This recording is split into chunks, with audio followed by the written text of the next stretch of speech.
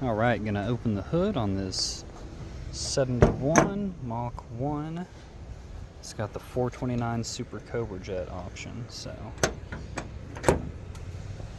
there's the hood pins up.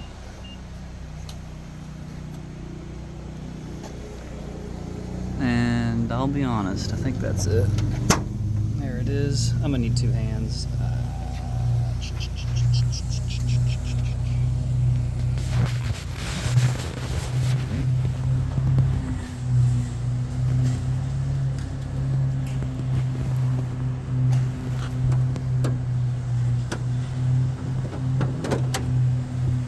Okay, get this back out.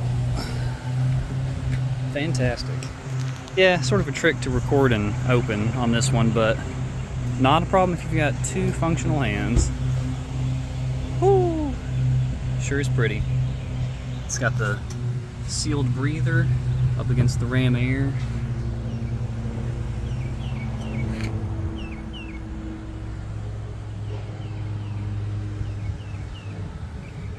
'71 was really the last performance year. I know the Cleveland stuff was really good, but if you wanted a big block, the 429 Super Cobra Jet was sort of the swan song to this car, so good options too. Got power steering over here.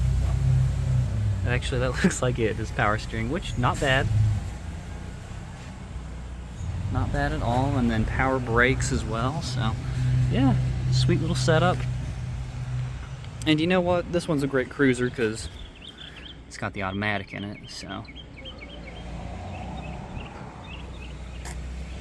And it looks like someone added an electric fan, which I'll never say no. Two electric fans, actually. And I could be mistaken, but I'm pretty sure it was a mechanical fan from the factory, but maybe not. Maybe it was two electrics. 65 to 70 is pretty much my strong suit. 71 to 73, I can tell you a couple things, but really these are cars I'm learning on and can read a lot about and tell you, but looks good. Super clean. Super pretty.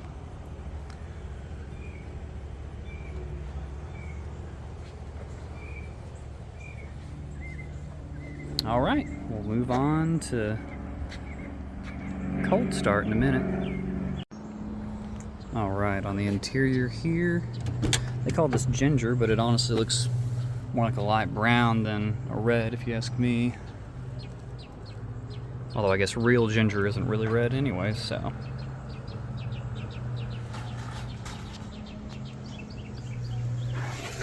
Here's your disc brake pedal.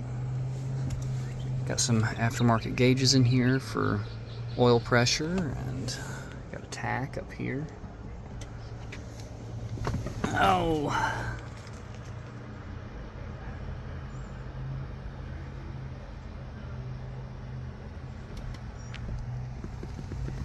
I always thought it was interesting that they put clocks in front of you, but I guess that was a big deal, still is. Knowing what time it is, I just don't think I'd want it in place of a tachometer.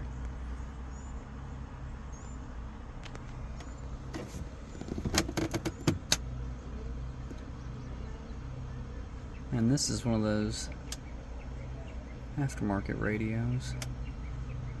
Had a similar one, although it wasn't this style, because, well, I've never owned a 71 or anything in between to a 73 Mustang, so. I will say these are the roomiest of the first generation Mustangs, and they're really growing on me as far as options. They definitely feel more flushed out than the early 60s Mustangs.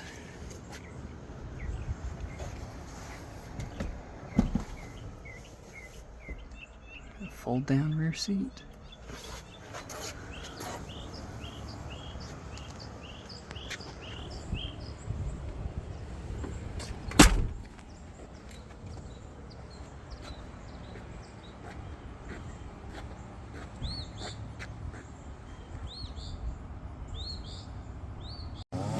Alright guys, got a weed eater going behind me, but let's just go ahead and show this fold down seat. So you got this little release here, and I'll be honest, I've never used one of these, but it looks like it goes that way, and allows you to pull right here. That latch. Yeah. So you can pull this guy. Oh, let's get a better view. Fold your seat down, and it'll be hidden here in a second, which is super cool. So you can go from passengers to hauling, and that removable panel comes out so you can put skis or whatever. I'm not sure what Ford used as promotional, but I'd say skis or golf clubs or whatever. Pretty neat though, and it's super sweet how nice this Mach 1 looks. So, all right, doing something a little bit different today. We're not going to use the body filler meter on the camera. Instead, we're going to use it in the video. So let's see what she shows. Bueno. Bueno. Bueno. Oh, bueno. So that's the thing. If you don't hold it perfectly flat against the surface, anytime you deviate, it's going to think there's filler because you're putting space between the panel and the reader. So this Mach 1 is in phenomenal condition. We're getting green readings all the way around, which is great. It's what you want. So not a lot of filler. We might as well, and I'll go get the rest of the panels real quick, but we might as well go on to our paint meter and check and see what it says. Because, oh, okay, so here we have a little, well, I think that's just the rocking on it. Well, me rocking the reader, that is. So there's a little bit of a slope to this hood. If I'm not holding it perfect on there, it won't read excellent. Okay, other side, passenger side of the hood. So we're good. Good. And, oh. Good, okay.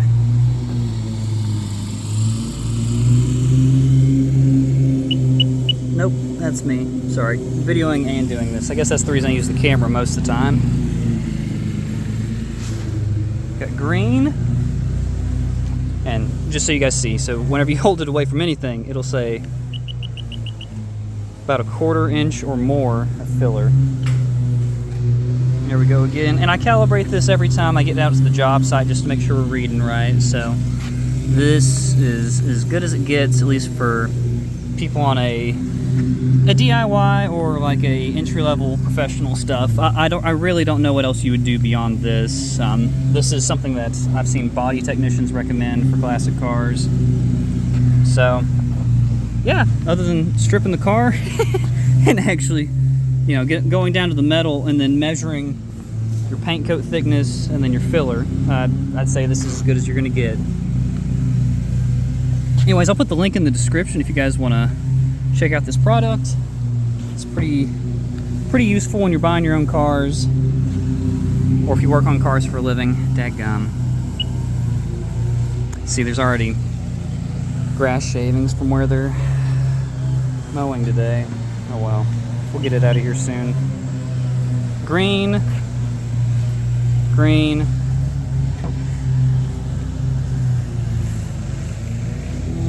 Can't tell if you can see that, but green. There we go.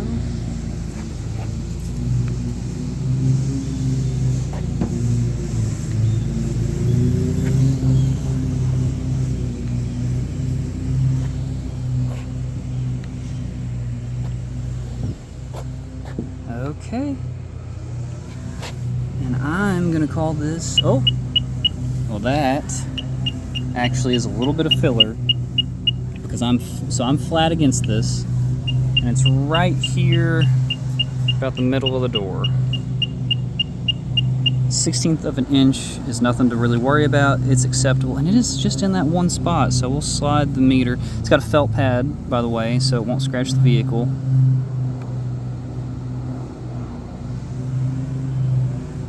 Just right there. Huh. Guess it was just to smooth out this one little spot. So this cross section right about here. Yep, here.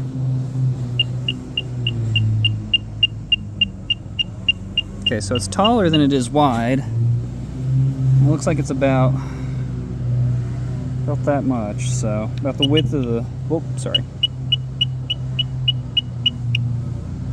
It probably doesn't read through the vinyl well, I'd say. Then we're back to good. Nope. It's hard to get it flat there. There we go. So we're back to good on the top of the stripe, and it's starting to go away at the end. So we've got, like I was saying, about that much of just, I'd say, smoothing filler right here, just so you can see that tiny spot in the door is about where we're at.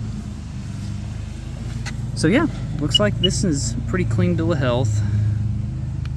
Very clean bill of health for its age. And honestly, they would have used more filler at the factory, so. Okay. All right, well, we're gonna move on to the paint reading. Great looking car. Love stepping back and looking at it. All right, guys, we're gonna get our paint reading now, and we're gonna do it in microns, which is 1/1,000,000th of a meter. So let's go ahead and make sure this little guy is zeroed. So there's my standard ferrous metal. I'm gonna have to sit the camera down for this. Hopefully I get it and not just my dumb face. So you should always carry something. There's aluminum, and there's also this piece of, it just says standard ferrous, so I'm not exactly sure. There's a 0 button on here we're gonna hit. So we're gonna 0 it. There we go. All right, we're ready to rock on that now. Put that back up and get back to what we were doing. All right, so we're zeroed out. We're gonna see what our paint looks like. Now, you gotta be not fast and hard, but you gotta be quick, otherwise it'll read some crazy readings. So we've got 257 microns right there, 227 microns. Sorry, where? All right, we're gonna pick up where we left off at. Okay, 215. 238, so that's all. You're looking for uniformity more than anything else, especially on cars that have been repainted at some point in their life. 249. And remember, a micron is 1/1,000,000th of a meter, which is crazy. So 198 here at the nose was a little thinner than the rest, but not bad. Let's get over here at the top. 380. Maybe that might be my bad. Let's try again. Nope, 367. So the paint's running a little thicker on the hood.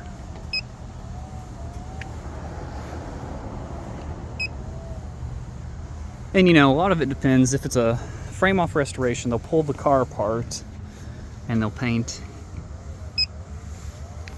Well, some shops will paint it panel by panel, and for unibody cars, painting what they can that's attached. Some places, especially if they're just doing a standard respray and not a frame off, what is that, 307. What they'll end up doing is leaving the car assembled and just getting enough grit on the existing coating for adhesion, and they'll just shoot it. We'll have to check with Devin and the guys and see what this one is. Okay, so 143, 231. That might have been me. 645, that's a lot. 244, there we go. And that's the thing, kind of like the filler meter. If you don't get that point and the circle lined up and level, it's gonna read weird. So that's why I double check when I get a strange reading like I just did there. 296, and that was 313 right before it.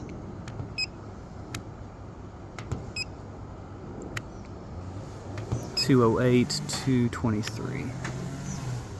All right, we're just gonna go along and get our readings. At the B pillar on the Mustang.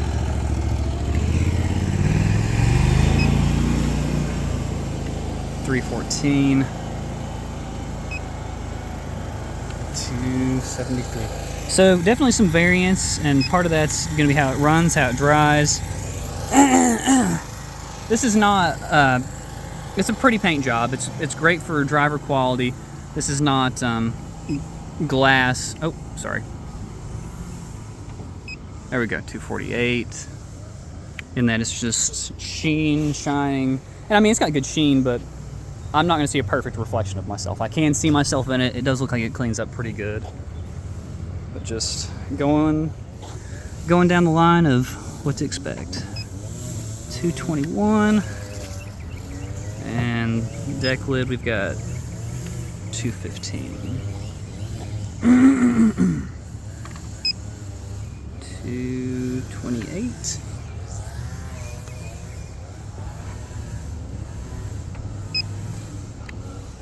216.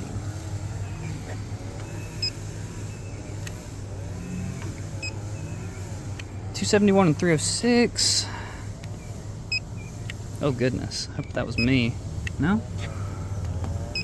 157. So we're running half of what we were running on the other side of the roof right here. 175. 249. Okay, that's interesting. 217. 210. 179. So right here changes pretty drastically. At least in this small distance. Let's see how far back this goes. 314. So 314 is about midway through the roof. 233, if you come half that distance, then you come to drip rails off the top of the door, and that's where we start getting into our high to mid 100 readings. Well,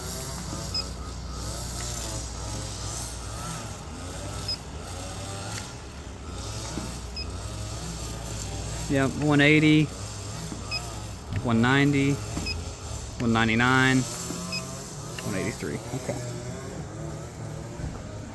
And like I said at the beginning of this, we're looking for uniformity more than anything else. 166. Whew. 120. I wonder if this door has been repainted. So this is the door we found that filler in, and we found it right about, I think it was right about here.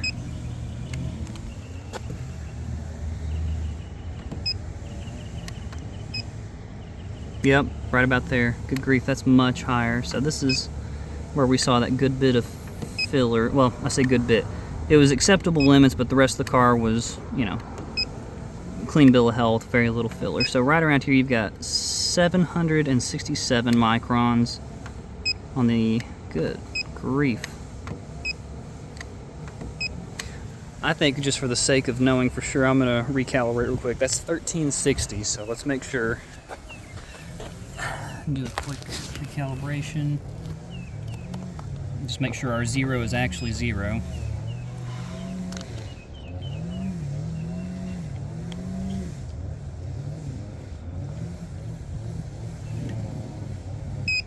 Okay. Let's 0 it out.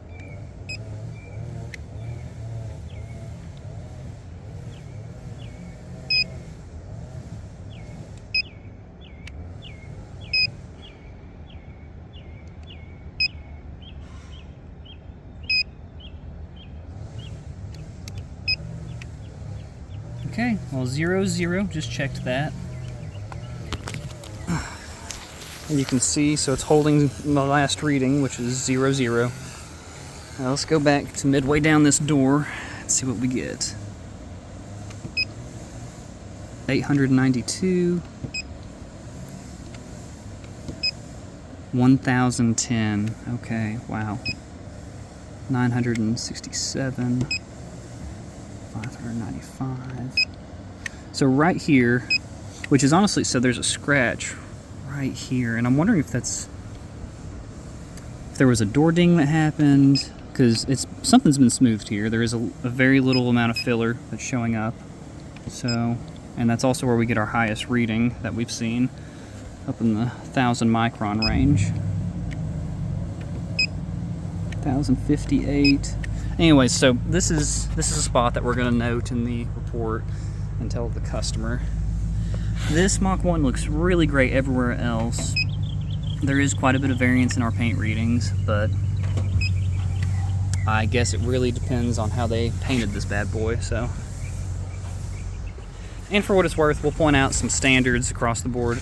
New cars versus, you know, hobbyist restorations or even professional restorations look very different depending on who's doing the paint. I mean, Porsche puts its some kind of undercoating that helps the paint adhere. And it's more than just a primer. But we'll have to, it's like an E-coat or something like that, I think. But we'll talk about that more in depth in a different video. Anyways, that's this Mach 1. And last but not least, we'll jump in the driver's seat and do our ride-along video. Alright, do a little cold start video real quick.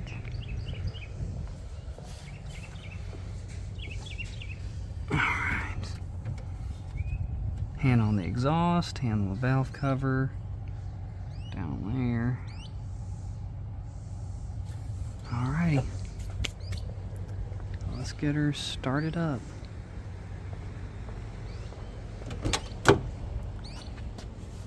Shouldn't be too bad, but I did let it cool down for about an hour and a half after moving it for pictures and stuff. So there's the door buzzer. Let's go ahead and close that. Alright, and get it started. It's a good idle. Boy, it sounds good.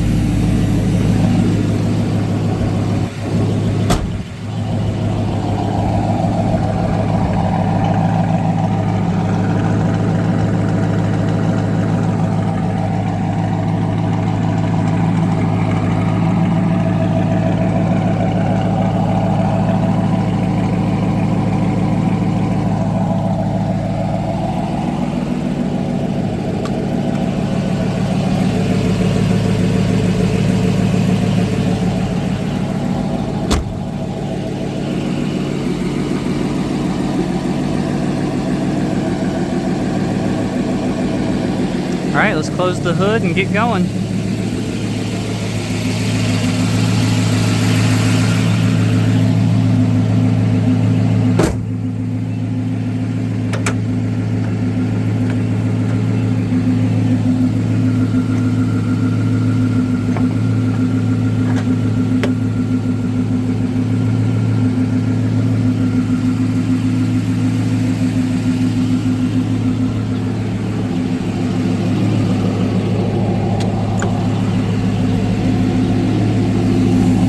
Okay, let's see if our stereo works.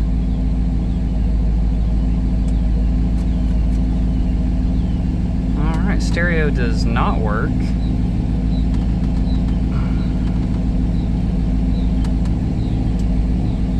Yep, nothing there. Let's see if they can fix that. See if the fan... Alright, there's our fan. You can hear it maybe over the engine. To the floor. Oh yeah, it's good. And defrost. Keep it back on the floor from the drive. Put it on warm, just make sure that works. And yeah, it's warm. These big blocks really make that heat pretty quick. Alright, turn it down a little bit. See if the lighter works. Wiper washer. Oh sweet, look at that. Double time.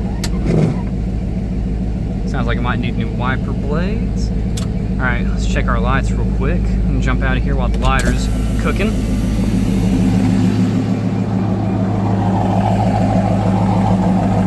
Looks good. Lights look good back here. Good.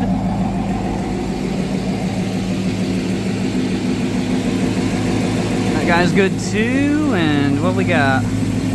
Got a light and a light and a light.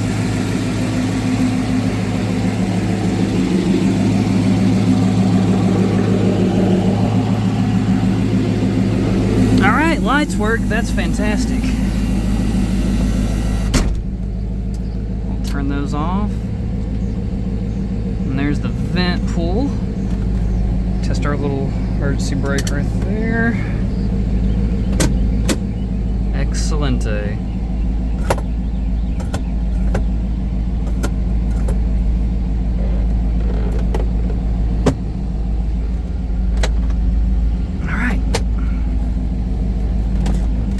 See if that got hot.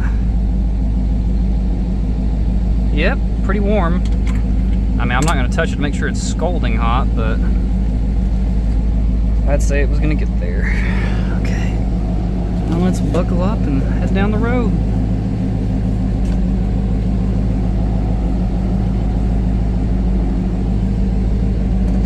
Figure it out.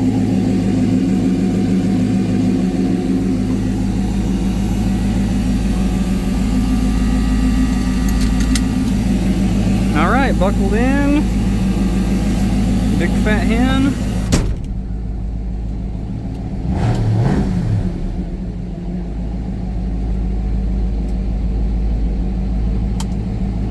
All right, we're in drive and we're off.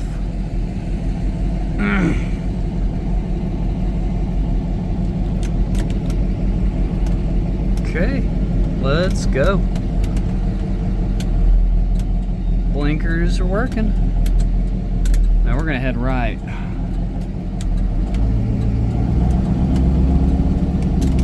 Power steering feels good. It's not overreaching, but it's definitely helping me. Haha, horn works. Love it.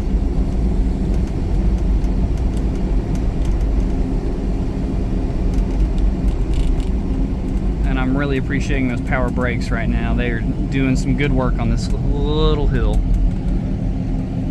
Okay, let's get going.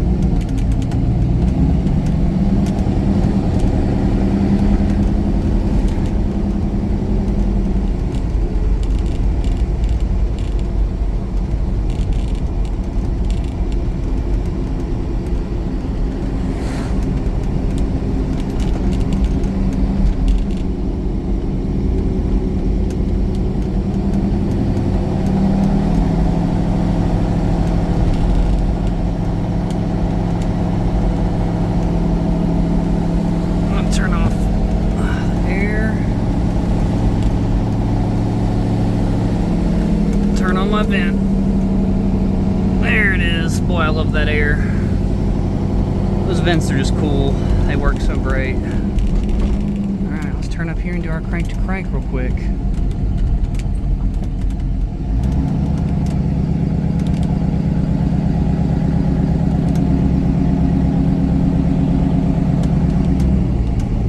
I always wonder if they think we're going to try to do burnouts up here, because this is where I normally come and do crank to crank.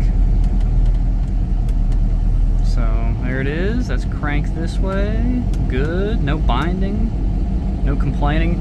As much as I dig 4-speed cars, it really is a piece of cake to drive this. I'm assuming it's a, well, I actually don't know if it's C6 or FMX. Might be FMX at this point. But C6 is what I remember the big blocks going behind in most of the old Fords. I have to double check myself. I know before I even get a chance to, if I upload this, someone will let me know. Alright, well, brakes are pretty awesome.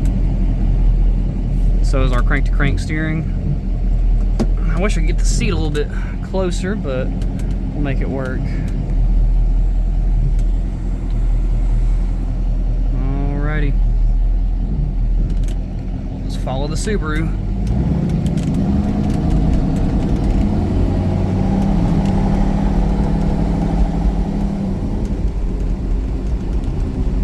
Clock's not working. Fuel gauges, thankfully. We got good oil pressure down here. I don't know if you can see that. And as far as oil temp, looks good. Volts look good. Oh, and there's oil. Wait, yeah, that's engine temp. All right, well, let's get after it. Do a little acceleration pull here.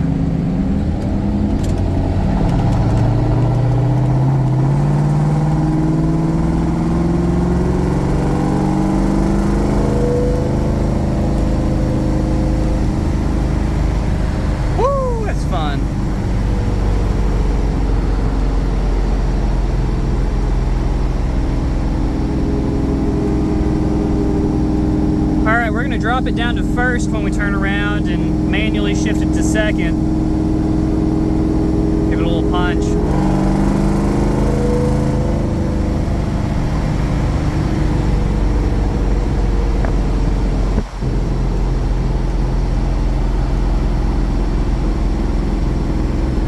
pretty good.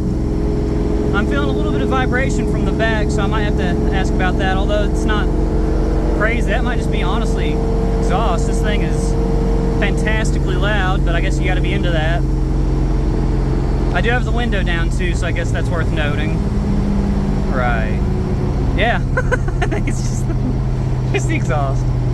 Oh man, what a car. Alright, let's take a little turn here and we'll get back on the highway here in a second.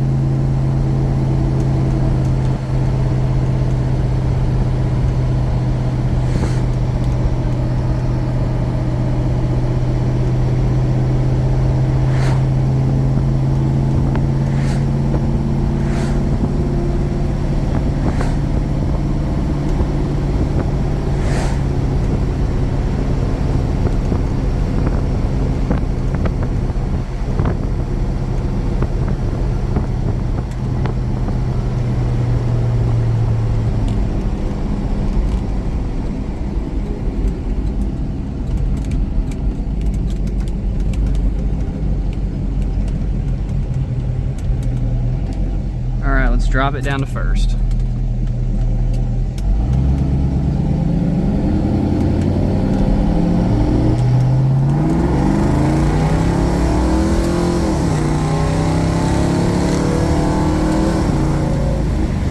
Oh yeah, it's got the guts.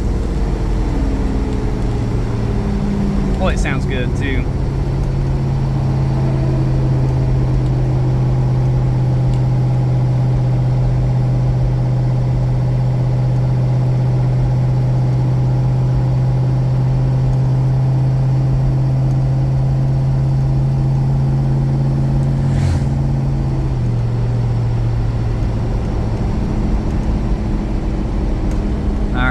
Drive now, so we won't be doing that first second stuff unless we get caught at this light, which, oh, okay, well that worked out. Good brakes.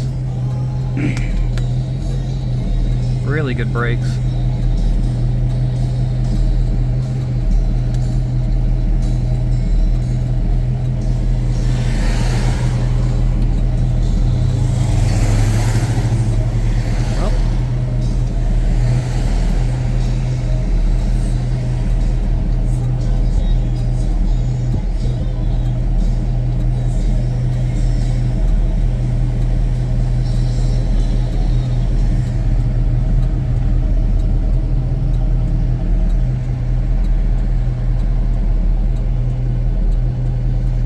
Looks good still, all temp.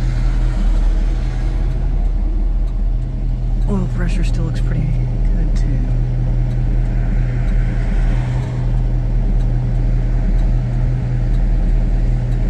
Let's do a little adjustment down just for the next couple minutes and see if that makes a difference. Probably end the drive this way, but you'll get more of the instruments and less out the windshield.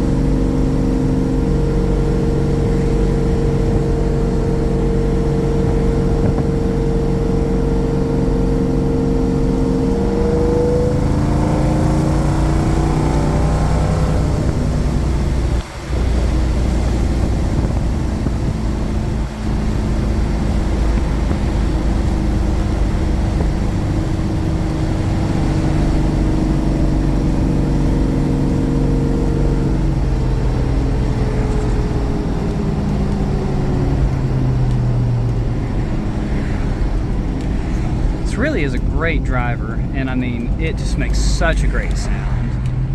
I think we're gonna do one more 1-2 pull. All right.